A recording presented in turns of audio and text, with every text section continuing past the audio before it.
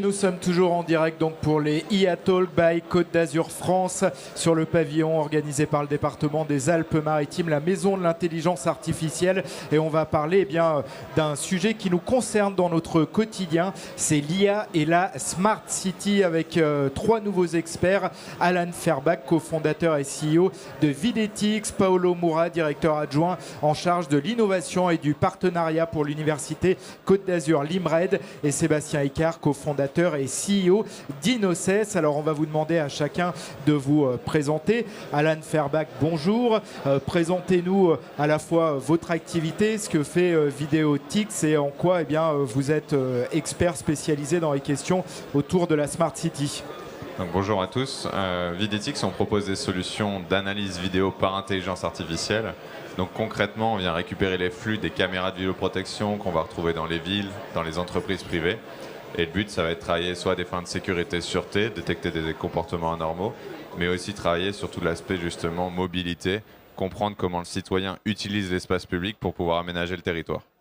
Sébastien, quelle est l'activité chez Inocess? C'est le lien évidemment avec la Smart City.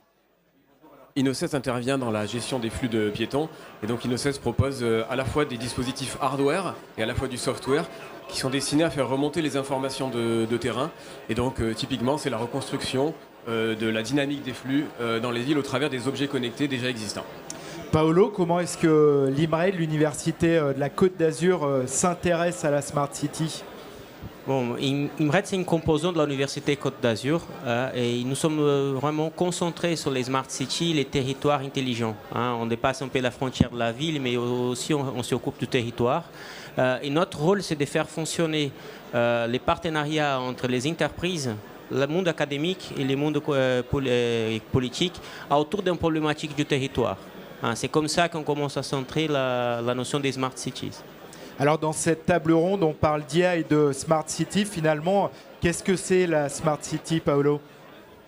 Bon, j'imagine qu'on a une demi-heure ici pour discuter. Une heure, si vous voulez. Ouais, c'est mais il ça. faudra le faire en 2 minutes. En 2 minutes. Bon, pour faire simple, les Smart City, elle a commencé déjà longtemps. Je peux découper en 3 grandes vagues. La première vague, c'était la partie techno-push. C'est vraiment la partie des objets IoT connectés, les big data.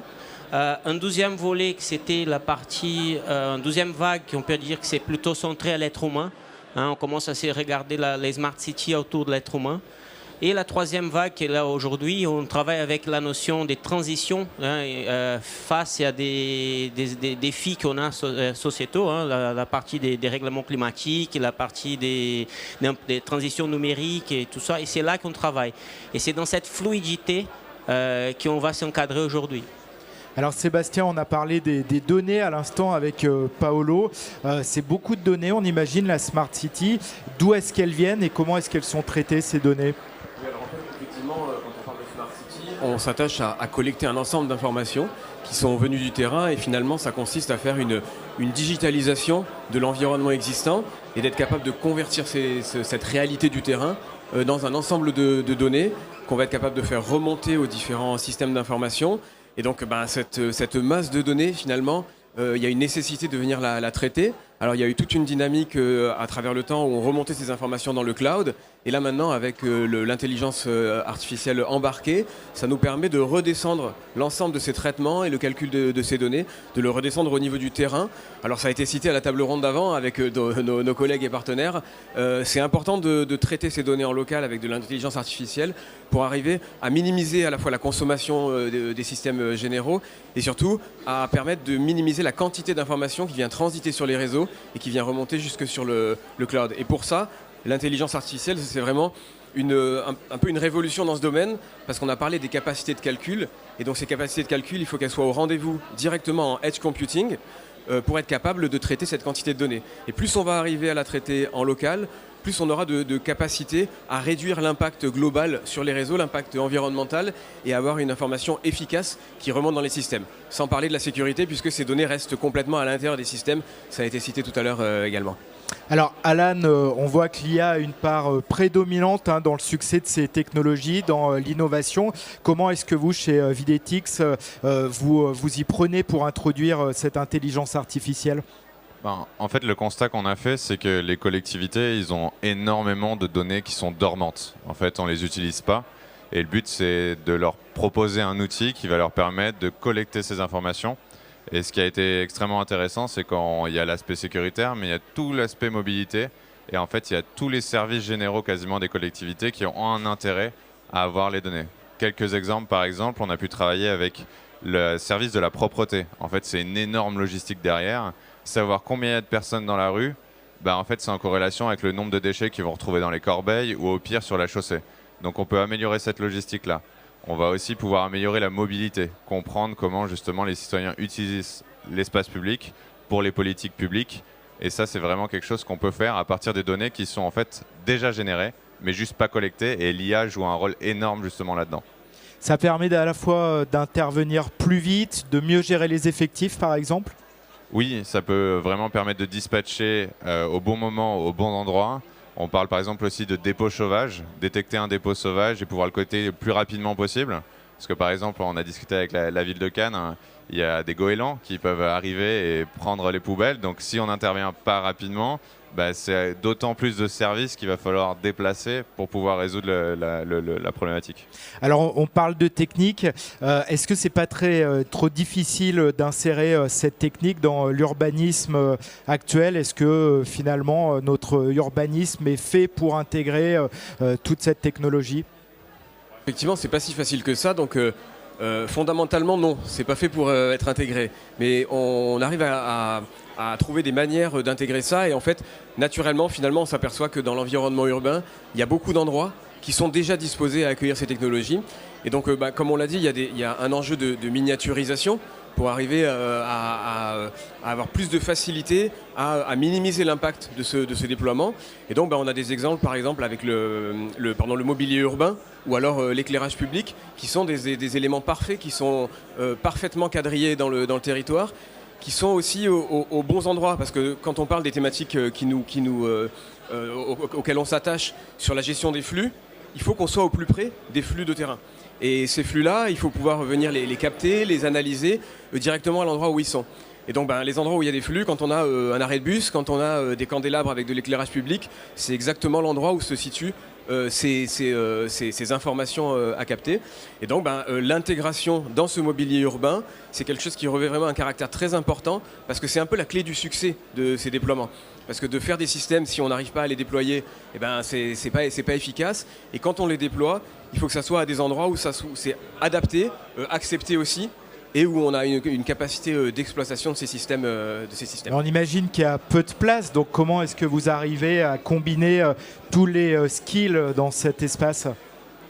En fait, effectivement, avec une solution complète. Voilà, dans ces systèmes-là, on a veillé à répartir l'ensemble de ce calcul local embarqué de manière à ce qu'il soit à la fois adapté aux infrastructures, avec de la remontée d'informations aux endroits où on a la capacité à la remonter et à communiquer, avec de la captation aux endroits où on retrouve les données, avec par exemple de la caméra augmentée qui est savamment placée avec sa capacité de calcul locale et embarquée. Et donc tout ça, ça nécessite d'avoir une élaboration en amont et d'avoir bien réfléchi l'ensemble de ces systèmes et d'avoir bien fait collaborer les différents éléments. Et je pense que Alan peut dire un mot de nos initiatives locales et de nos travaux par rapport à ça et cette envie de fédérer au sein du département toute une méthodologie par rapport à ça. Avec peut-être Paolo pour le rôle de l'université sur ces thématiques, sur ces spécificités. Ouais, les rôles de l'université, des bases, la formation c'est important. La pédagogie, c'est important, mais notre rôle d'IMRED dans ces cas-là, c'est de fédérer et de contextualiser la technologie dans les cadres urbains. Cet ensemble de technologies, il doit être contextualisé, ça veut dire à quoi ça sert tout ça. Expliquer comment on résout un problème. Ce n'est pas de développer la technologie par la technologie, mais c'est de prendre les technologies qui existent, essayer de résoudre un problème, et à partir de ce problème, on va faire évoluer la technologie autour de ça. Je pense que ça, c'est important, et ça, c'est fédérateur. Notre rôle là, c'est ce rôle des fédérateurs. où on fait émerger des startups.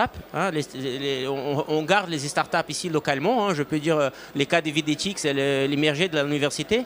Hein, ils sont là, ils génèrent d'emplois de qualité sur le territoire. Inosa, c'est pareil. Hein, Sébastien aussi, c'est la même chose. Ça veut dire ce sont des forces de l'université qui sont devenues des startups. Et nous, on accompagne ces startups et on travaille aussi avec les grands groupes.